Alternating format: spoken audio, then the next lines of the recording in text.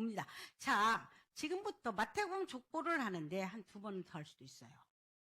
왜냐면 제가 족보를 보다 깜짝 놀라서 이 설교를 꼭 해야겠다 생각을 했어요. 마태와 누가복음 족보는 완전 달라요. 그래서 마태가 더 은혜스럽게 이걸 썼어요. 지금부터 여러분과 첫 번째 설교로 이거를 나눠보겠습니다. 자, 제목 크게 읽습니다. 은혜로 들어온 여인들. 은혜로 들어온 여인들입니다. 마태복음 1장 3절에서 6절까지 큰 목소리로 읽습니다. 유다는 다말에게서 베레스와 세라를 낳고 베레스는 헤스론을 낳고 헤스론은 람을 낳았다. 람은 아미나답을 낳고 아미나답은 나손을 낳고 나손은 살몬을 낳았다. 살몬은 라합에게서 보아스를 낳고 보아스는 루색에서 오벳을 낳고 오벳은 이새를 낳고 이새는 다윗 왕을 낳았다. 다윗은 우리아의 아내에게서 솔로몬을 낳았다. 아멘. 기도합니다. 주님 감사합니다. 귀한 날 귀한 시간을 주셔서 감사를 드립니다. 내가 겨울 수 있는 거, 내가 시간을 낼 수 있는 거, 주님이 주신 건강하기 때문에 온 겁니다. 주님이 주신 시간이 하나님 허락했기 때문에 온 겁니다. 주여, 우리에게 더 큰 믿음과 말씀을 우뚝 서게 하소서. 너무나 세상이 혼탁하고 험난합니다. 너무나 세상이 하나님 무서울 정도로 변해갑니다. 하나님, 우리는 뭘 의지하고 뭘 기준 삼아서 살아가겠습니까? 오직 십자가의 깃발을 향해서 예수 그리스도를 향해서 나아가게 하여 주옵소서. 예수 그리스도 이름으로 기도드립니다. 아멘, 아멘, 아멘. 자, 봅니다. 여러분, 마태복음은 누가 썼을까요? 당연히 마태입니다. 그 마태는 누굽니까? 마태는 누구일까요? 마태는 세금을 걷는 세리였습니다. 근데 요즘 같은 세리가 아니겠죠. 로마의 앞잡이게 돼가지고 로마의 빌부터 먹은, 그래서 동족의 피를 빨아먹는다고 말하는 악질적인 세리라고 말했습니다. 그래서 세리는 사람 취급을 못 받았어요, 이 당시. 자, 본명은 네이예요. 그래서 네이가 혹시 내가 네이 지파인가 그것도 아니에요. 그냥 이거는 막연하게 그냥 네이라는 의미가 있대요. 혹시 그 지파도 있을 수 있지만 그냥 네이라는 이름은 근본은 네이 지파가 아니라는 겁니다. 또, 자, 그 다음에 직업은 세리, 로마의 세금을 거둬서 로마와 나눠 먹는 자. 근데 얘는, 이 마태는 세리장이 아니었기 때문에 세리장에다 바쳤겠죠. 그럼 세리장은 일정 부분을 띄워줬겠죠. 그 다음에 또 세리장은 로마와 같이 협력해서 이렇게 띄워먹습니다. 그러니까 막 이스라엘 백성들이 세리만 보면 치댈답니다. 그리고 쟤는 천국에서 퇴역됐다고 말합니다. 아브라함 족보의 자네들은 다 빠졌다고 말하는 겁니다. 이스라엘에서 아브라함 족보에 빠졌다는 것은 천국의 탈락입니다. 아까 또 봅니다, 마태. 세리는 유대사회에서 죄인, 매국노, 불결한 자로 취급받았습니다. 부정한 자였습니다. 쉽게 말해서 세리들. 그래, 그 집에 갈까요, 안 갈까요? 안 갑니다. 세리는 그런 자였고 마태는 그런 사람이었다는 겁니다. 또 봅니다. 죄인 취급받던 세리가, 그러나 예수님께서 그를 부릅니다. 그가 세리를 세금을 걷는 거버나움이죠. 거기서 세금을 걷고 있는데 세리를 불러요. 근데 여러분, 성경은 불러서 쪼르륵 간 거죠. 그 사이에 뭐가 있었겠죠. 그다 생략하고 자원은 그 자리에 앉아있는 세리를 향해서 부르니까 세리가 그걸 팽개치고 예수님을 따라서 제자가 됩니다. 은혜를 불러요. 근데 이제 여러분 생각해 보십시오. 세리는 불결하고 부정한 자였는데 세리를 부를 때 사람들은 눈이 동그랬을 겁니다. 아니, 저 사람이 누군지도 알 텐데 왜 저 불결한 자를 부르지? 예수님의 슈퍼스타가? 쉽게 말해서 그 당시도 굉장히 사람들 의아했을 겁니다. 마태를 부르매. 그래서 여러분, 12명의 제자 중에서 가장 천대받고 가장 사람들이 싫어하는 사람이 누구였을 것 같아요? 마태죠. 마태. 그래서 마태는 예수님과 그 3년마다 제자 가운데서 대화하는 거가 없어요. 안 나와요, 아예. 그죠? 안 나옵니다. 그런데 이 마태가, 마태복음 신약의 첫 장을 문을 열게 하나님의 허락합니다. 놀라운 일이에요, 이게. 자, 또 봅니다. 마태복음의 기록, 그런데 마태는 첫 번째 첫 장을 뭘로 기록하냐면 족보로 시작합니다. 예수 그리스도의 족보. 희한하죠? 이유가 있습니다. 마태복음은 자기 동족을 위해서 쓴 겁니다. 원래 마태가 마음이 자기 종족 유대인들이 예수 그리스도를 메시아로 알아보기를 바랬습니다. 그래서 마태는 유대인들이 가장 좋아하는 것이 족보였습니다. 그래서 그 족보를 기록합니다. 첫 장부터. 근데 이 족보에는 도대체 유대인들이 이해 못하는 5명의 여자들이 나옵니다. 누구 나올까요? 다말, 라합, 룻, 우리아의 아내 밧세바가 나오고, 마리아는 예수님을 낳았던 분이, 이분은 좀 뺍니다. 이 4명의 여자는 별로 사람들 입에 오르기를 좋아하지 않는 여자였습니다. 왜 그런가 볼까요? 다말은 유다 지파의 며느리였는데 그만 아들 둘이가 하나님께 저주받아서 죽어버립니다. 그거는 설명하지 않겠습니다. 그래서 다말은 계대족보죠. 계대족보는 뭐냐면 내가 정씨 집안으로 시집 갔으면 이 집안에서 머무르야 합니다. 우리 남편 죽었어요. 그러면 내 시동생한테 내가 그 집 시동생의 씨를 받습니다. 여러분 지금 이해가 안 되죠? 이건 계대결혼이죠. 왜냐면 이 여자가 이 가문에 쫓겨나면 여러분 죽습니다. 그냥. 하나님께 가부를 보호하기 위함도 있지만 그 재산분배 문제, 땅 문제도 많이 있었습니다. 그래서 시동생의 씨를 받으면 이 아이는 누구의 아이였냐면 시동생 아이 아니었습니다. 이미 이 땅을 떠난 자기 형의 아들로 되고 그 재산 그대로 유지됐습니다. 그런데 이 유다의 자녀들은 어찌된 일인지 이 다말에게 자기 씨를 주고 싶지 않았어요. 왜? 땅을 그대로 자기들이 농사짓기를 바랬죠. 그러니까 다말을 갖다가 욕만 해먹은 거예요. 하나님 그걸 딱 봅니다. 이런 괘씸하고 다 죽여버립니다. 2명이 죽어갔습니다. 그러니까 유다 입장으로 다말 아주 기가 세고 팔자가 아주 못되고 이 여자처럼 자기 집을 망하게 생긴 겁니다. 다말을 보내버리죠. 친정에 가 있어라. 근데 부르지를 않는 겁니다. 막내 아들이 조금만 했습니다. 그 아이들 클 때까지 기다려라. 근데 안 주는 겁니다. 다말이 그때 머리를 쓴 것이 뭐냐면 시아버지를 유혹합니다. 네, 그 가문에 들어가기 위해서. 근데 그때 유다가 건하게 술 먹고 양 깎는 그날에 건하게 술 먹고 얘가 다 가립니다. 다말이. 그리고 아버지가 어디 올 줄 알아요. 그리고 아버지를 유혹해서 그만 그때 임신을 합니다. 다말이. 그 유명한 사건.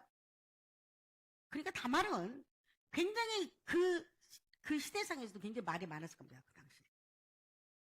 근데 거기에서 살아났고, 그러니까 다말의 수치라고 말해요. 유다 가문의 수치였습니다, 이거. 근데 다말이 당당히 예수님 그리스도의 족보에 올라갑니다. 놀랍죠? 그 많은 유다의 가문의 그 며느리를 다 채치고 이 여자가 올라갑니다. 대단한 겁니다, 여러분. 여자가 없어서 그랬을까요? 아닙니다. 올라갈 이유가 있었습니다. 올라갑니다. 기생 라합은 어디에 여인이죠? 여리고에서 몸 팔고 술 파는 여자였습니다. 이때 여리고의 정탐꾼 2명이 살몬이랑 가서 숨겨주죠. 목숨을 걸고 숨겨줍니다. 그리고 라합이란 말이죠. 당신의 하나님은 정말로 떨었다 사람들이 살아계신다. 하늘과 땅 중에 당신 같은 그런 하나님이 없다고 고백을 하죠. 기생 라합이 이때 다 무너져간 여리고에서 생명을 구합니다. 하나님께서 구해주죠. 그리고 이때 이 라합은 살몬과 결혼을 합니다. 유다 지파 중에 하나.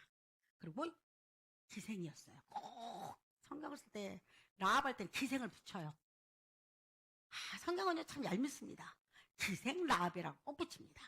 그냥 라합이라고 안 해. 그래서 우리가 기생인 줄 알죠. 어떻게 알아? 성경 보고 알죠.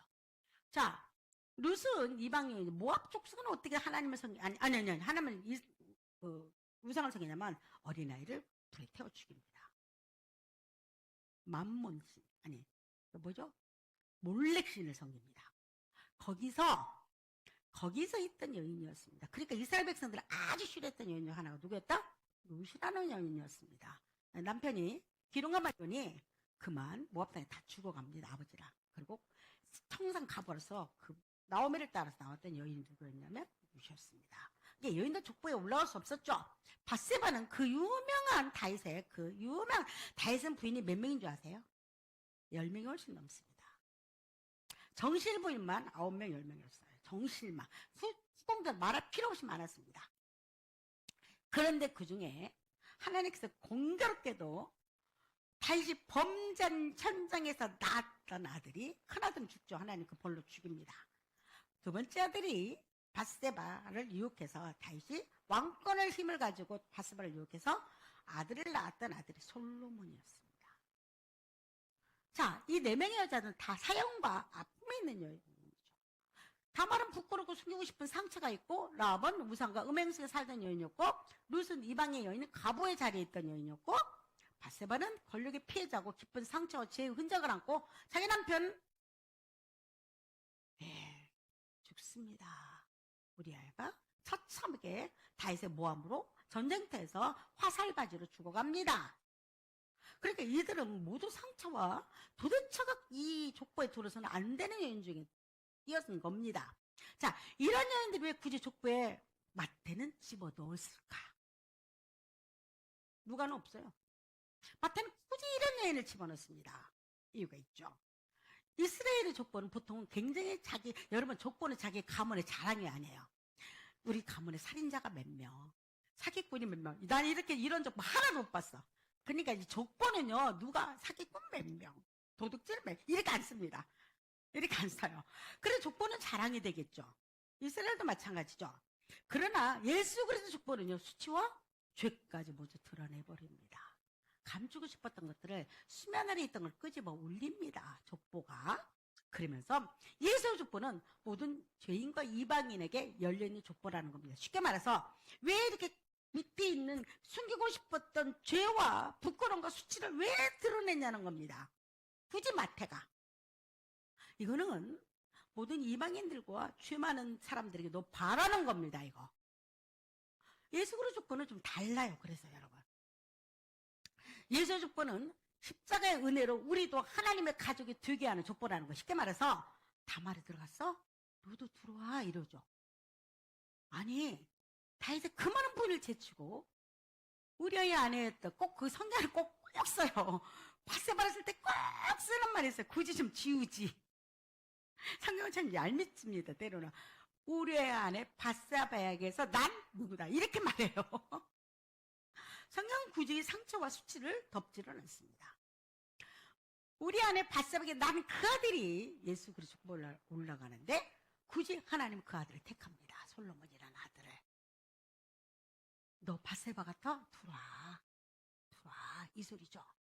룻도 마찬가지죠. 이방에서 우상 섬기고 그 몰렉신에서 가져있던 그 여인을 그래서 여러분 모압 족속은요. 하나님의 성전에 들어올 때는 10대 이상 지났을 때 들어왔어요. 이스라엘 들어와서도. 그만큼 모압을 싫어했습니다. 그런데 이 여인이 당당히 예수 그리스도 족보에 들어온 겁니다. 들어라는 겁니다. 너 누가 같아? 들어와. 어떤 사람일 겁니다. 저는요. 중이 돼가지고요. 몇십 년 동안 절도 짓고요. 못 들어줬는데 저는 도대체 못 들어갔대. 아니야. 눈 봐봐. 들어와. 바세바. 그러니까 너도 들어와. 여러분 족보를 보면 이게 들어와 소리가 나지 않습니까? 들리죠? 은혜입니다. 아무나 들리지 않습니다. 여러분 귀가 열려서 들린 겁니다. 아멘입니까? 예, 또 봅니다. 자, 이 족보는 그래서 은혜의 족보로 말해요. 도대체 바세바가 들어갈 수 없죠. 아니 다윗이 얼마나 부인이 많았습니까? 근데 다 제치고요. 바세바가 들어가요. 죄인 중에 계수였던 바세바가 들어갑니다. 이 여인은요 불타 죽어야 합니다. 근데 살아서 들어갑니다. 남편이 있을 때 여러분 어찌됐든 간에 다윗과 간음했어요. 그 당시 죽음입니다. 불태워 죽었습니다. 돌 맞아 죽던지. 근데 이 여인이 예수 그리스도 족보에 들어갑니다.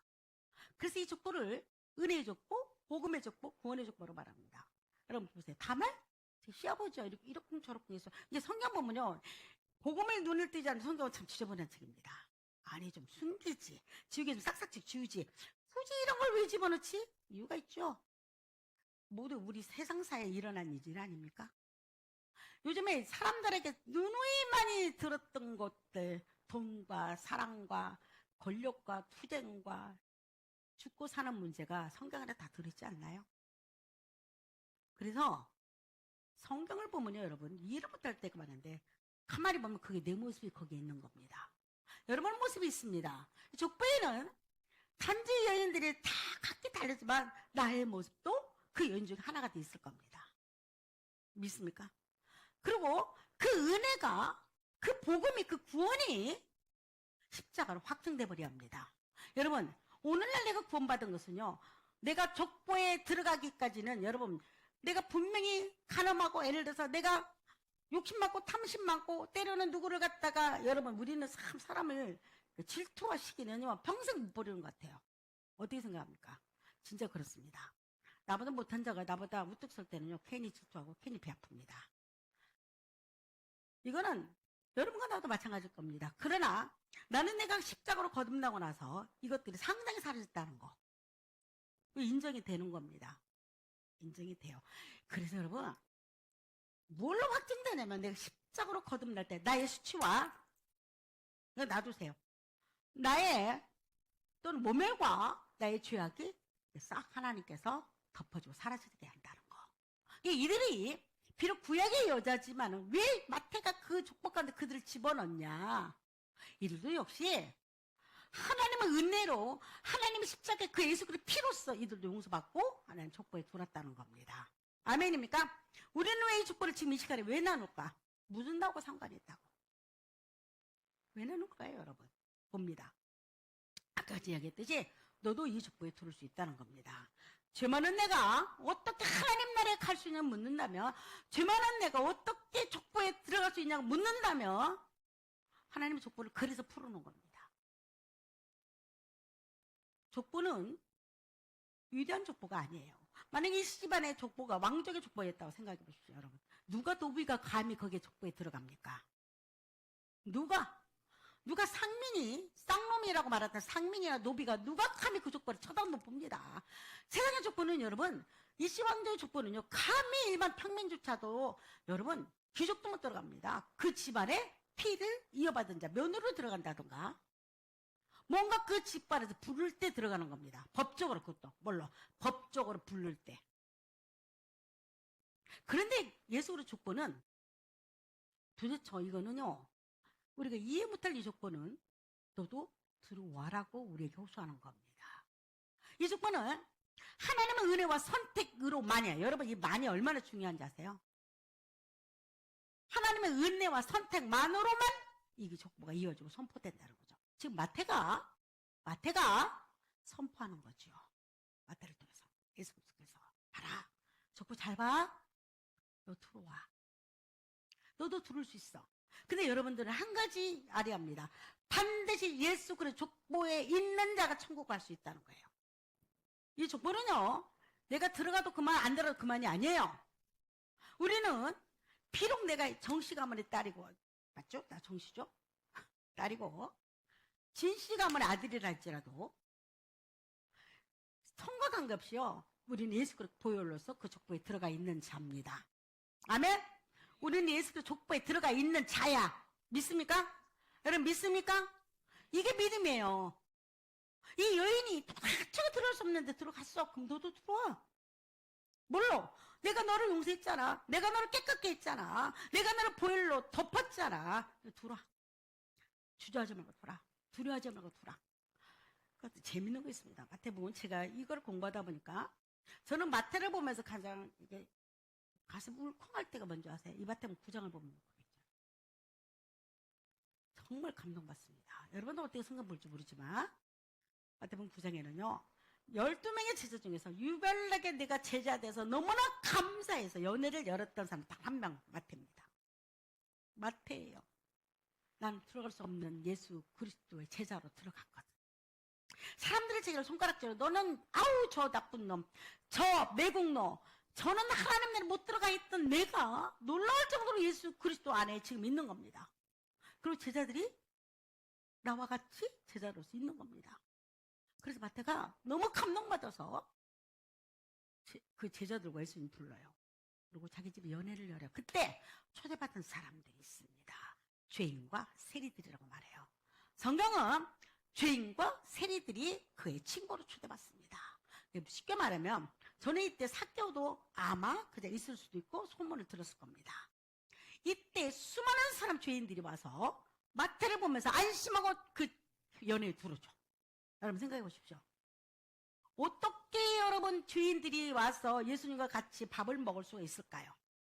어떻게 세리들이 와서 감히 그 집에 쑥 들어올 수 있을까요? 누가 연회를 열었기 때문에, 마태가 연회를 열었기 때문에 이들은 두려움 없이 그 연회 안으로 들어갔습니다.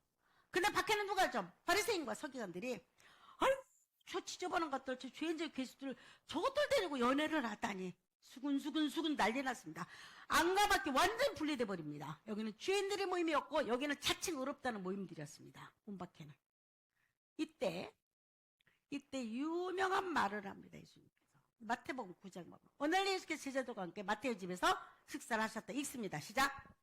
어느 날 예수께서 제자들과 함께 마태의 집에서 식사를 하셨다.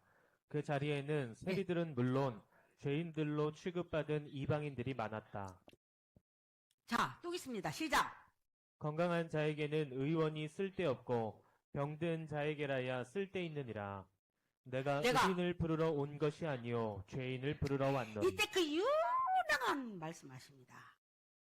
마태 세리의 집에서 나는 하도 뒤에서 숭그리고 문 밖에 소리를 크게 했겠죠. 들으라고. 아유 지저분해 저 죄인들 데리고 뭘 밥을 먹어.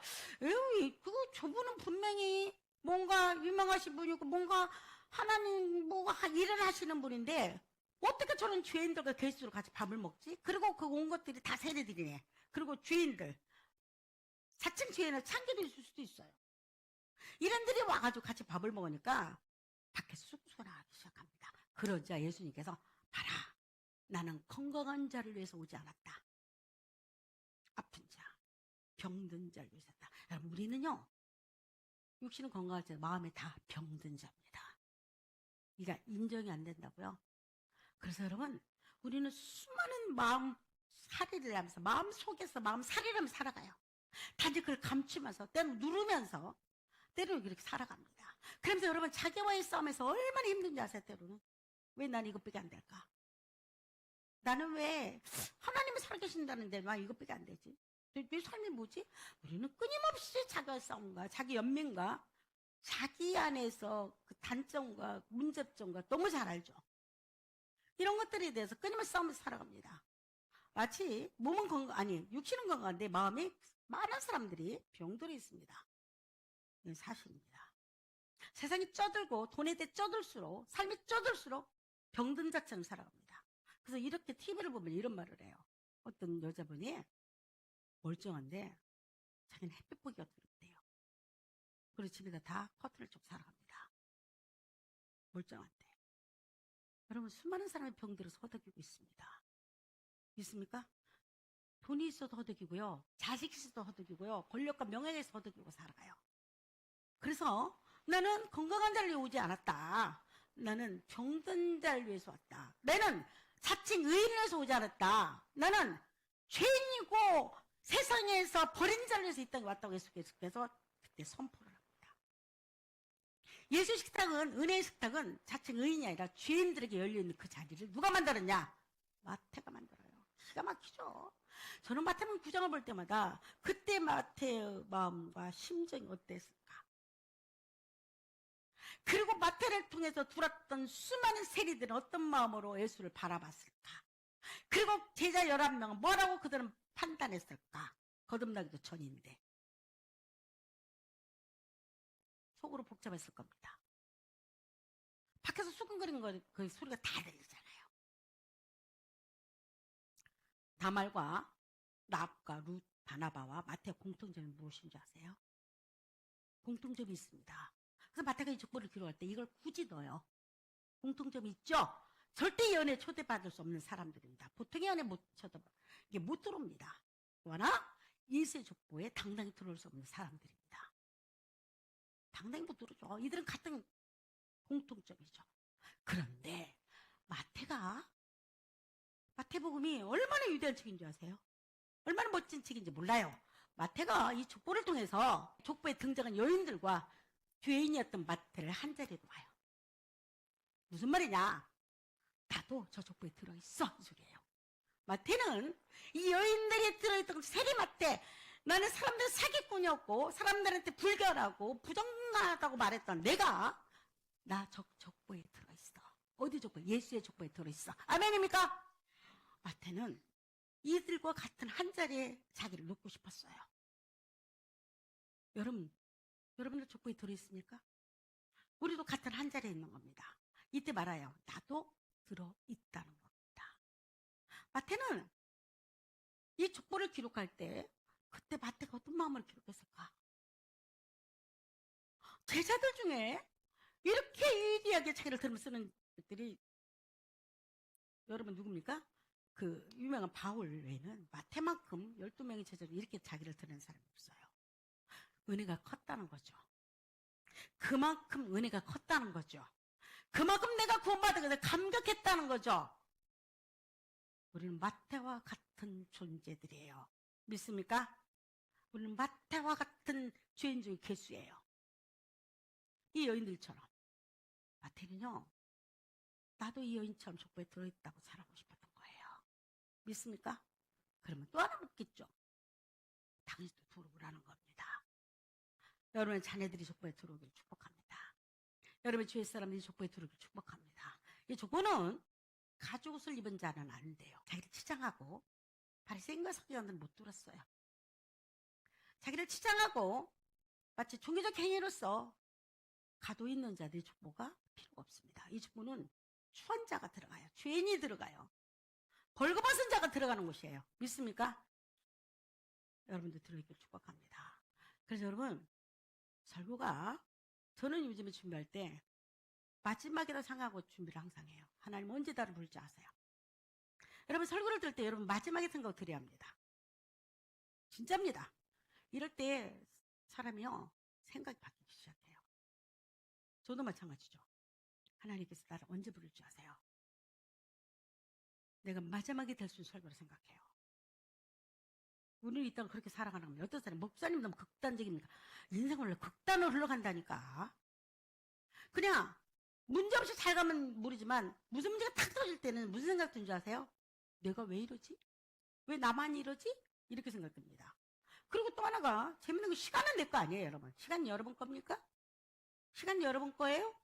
아닙니다. 지금까지 지낸 것도 하나님 은혜였지만 앞으로 미래의 시간도 하나님 손에 있다는 거.